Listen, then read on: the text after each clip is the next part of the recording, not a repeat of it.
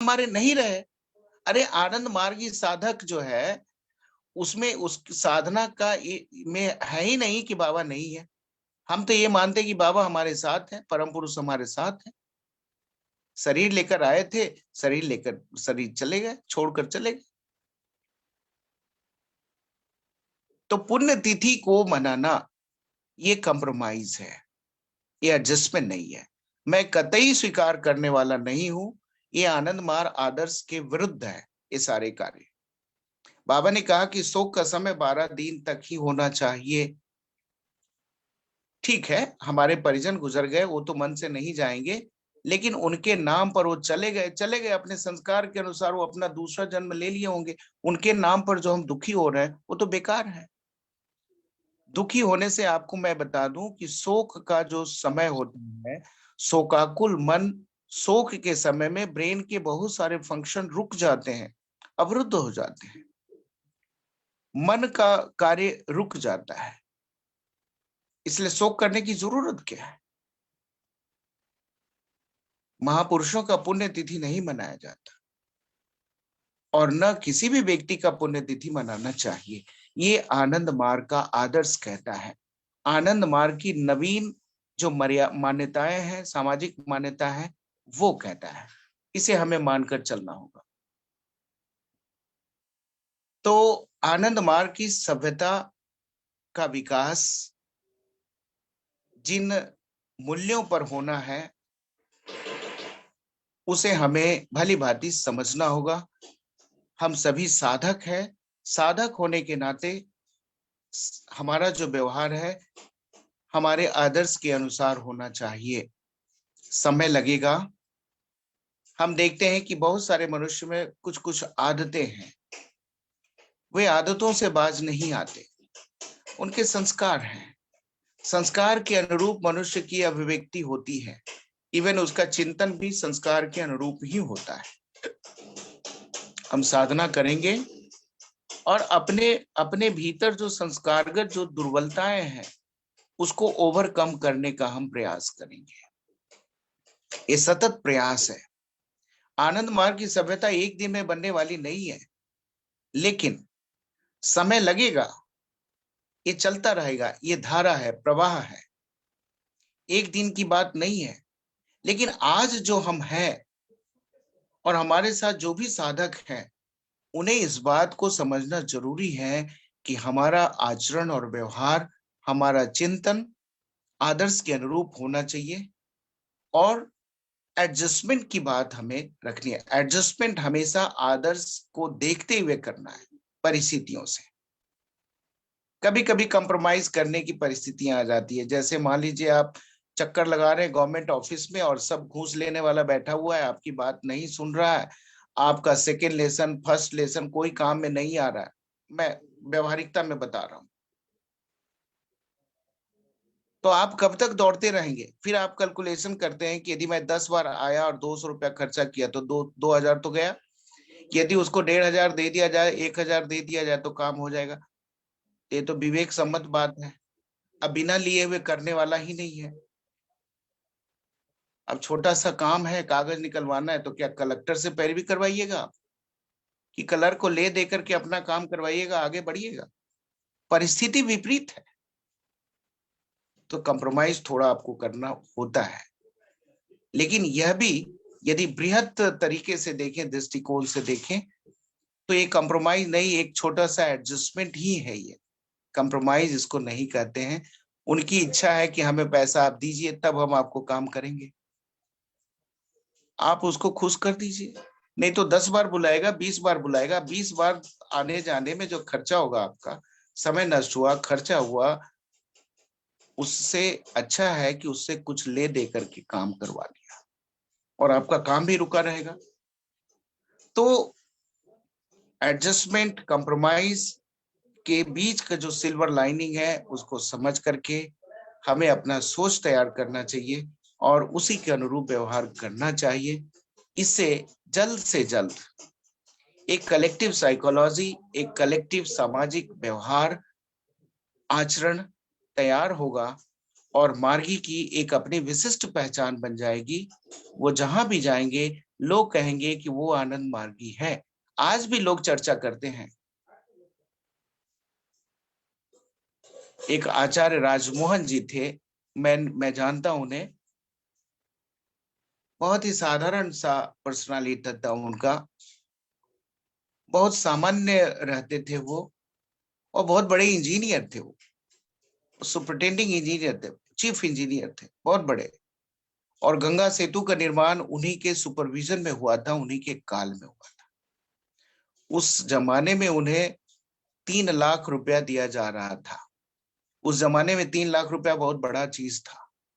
उन्होंने नहीं लिया, और जो भी पैसा आया था उसको उन्होंने उसमें खर्च किया, उसको मॉनिटरिंग किया।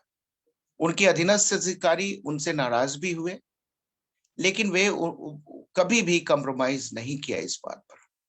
आज भी उस डिपार्टमेंट के लोग आचार्य राजमोहन जी को एक अच्छे इंसान, एक स्वच्छ चरित्र वाला इंसान के रूप में जानते हैं।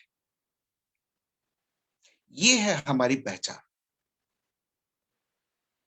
ऐसे ही एक हमारे आचार्य थे, आचार्य चंद्रदेव जी। अनन्य भक्त थे बाबा के, बहुत बड़े साधक। भागलपुर में उनकी पदस्थापना थी, जब भागलपुर में खंजरपुर में उन्होंने किसी नए साधक से एक जमीन का टुकड़ा लिया था डोनेशन के रूप में, और उसमें उन्होंने ही भवन निर्माण करवाया था। वो पीडब्ल्यूडी में ओवरसीयर के पोस्ट पर थे। ये बात बहुत पुराना है। आनंद मार्ग का पहला जागृति के रूप में जाना जाता है छोटी खंजरपुर। ईमानदार आदमी थे। उनका जो ऊपर वाला अधिकारी था उनसे कुछ चाहता था कि भाई हमको पैसा दो, चूंकि ये ओवरसीयर थे, नीचे लेवल पे थे, तो जितने भी ठेकेदार थे इनसे संपर्कित थे। तो ठेकेदार पैसा देने के लिए तैयार रहता था, लेकिन ये एकदम एकदम ईमानदार आदमी थे, लेने के लिए तैयार नहीं थे। इनका तबादला कर दिया गया। इन्होंने शिकायत बाबा से की कि बाबा मेरा तबादला हो गया है।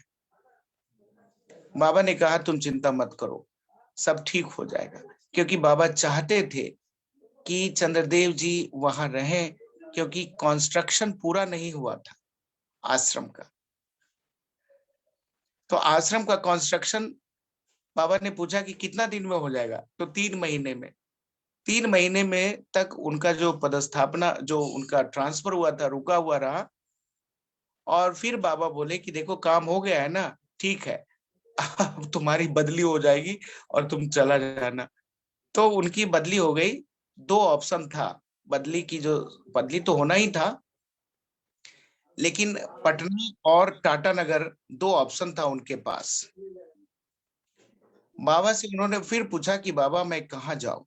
देखिए, ट्रांसफर होना है, निर्धारित है, ऑप्शन है कि या तो हम पटना में रहें भागलपुर से, या टाटा नगर जाएं। बाबा ने कहा तुम टाटा नगर चले जाओ। आचार्य चंद्रदेव जी भागलपुर से टाटा नगर आ जाते हैं। और बाबा ने कहा, उस समय उनको तात्विक आचार्य बनना था। तात्विक में कुछ ऐसी बातें थी, कुछ कंडीशन। बाबा ने कहा कि देखो, तुम्हें एक तत्व सभा करना है, एक यूनिट बनाना है। तत्व सभा यूनिट जो है उन्होंने बना दिया, और बाबा ने आचार्य भी बना दिया।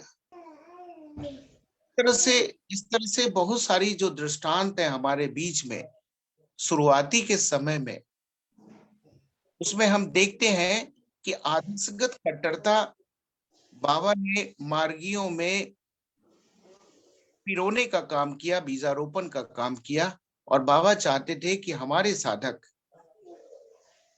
उन आदर्शगत आदर्शगत मान्यताओं के अनुसार ही व्यवहार करे, अपना जीवन जिए, उसमें कोई कंप्रोमाइज नहीं। एडजस्टमेंट की बात है, बाबा ने एडजस्टमेंट कैसे करना है। बाबा का जो व्यवहारिक जीवन था उससे हमें सीखने को मिलता है। एक बार बाबा जो है रिपोर्टिंग लेकर के तिलजला में बाथरूम में गए, व्यापक शौच कर रहे थे, किवाड़ खुला दरवाजा। तो केशवानंद दादा उत्सुक होकर, जो पिए थे, वो देख रहे थे बाबा को। तो बाबा को तो पता है कि कोई देख रहा है, केशवानंद देख रहा है मुझे। तो बाबा व्यापक शौच कर रहे हैं, तो मुंह में पानी लेकर आंख में 12 बार छींटा मारना होता है। तो केशवानंद दादा गिन रहे हैं कि कितना बार छींटा बाबा मार रहे हैं। परीक्षा ले रहे हैं, माने टेस्ट कर रहे हैं। तो देखा कि बाबा ने 13 बार छींटा मारा। तो केशवानंद दादा बोलते कि बाबा आपने तो कहा है 12 बार आंख में मारना चाहिए, आप 13 बार मारे आज। तो बोला 13 एक ज्यादा ही हुआ ना जी, 12 से कम नहीं ना हुआ। तो बाबा देखिए, ये जो चीजें है, ये सब क्या है। हम जैसे मान लो गुरु पूजा ही करते हैं, मैं आपको बता रहा हूँ, बहुत इंटरेस्टिंग है ये टॉपिक, लेकिन मैं ज्यादा समय आपके साथ नहीं दे पाऊंगा, मुझे बाहर निकलना है, मैं तैयार हूँ। और 10 मिनट। तो गुरु पूजा हम करते हैं, अखंड मंडलाकारम।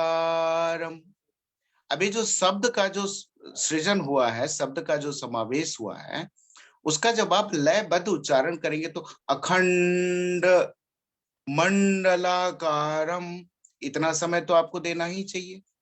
यदि आपका अखंड मंडलाकारम नहीं होगा, रिदम बिगड़ जाएगा।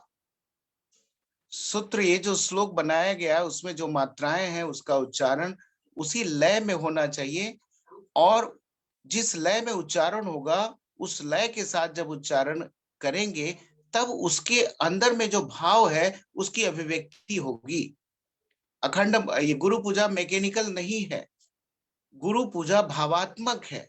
क्योंकि वर्णार्घ्य दान कर रहे हैं हम, गुरु को अपने मन के सारे रंगों को अर्पित कर रहे हैं, सारे विचारों को अर्पित कर रहे हैं, जो साधना करने के बाद भी मन से नहीं निकला है। दुख सुख का बोध, कड़वी सच्चाई, किसी ने आघात पहुंचाया है, मन भारी है, दुखी है, घर में कोई बात का बतंगड़ हो गया है, कुछ न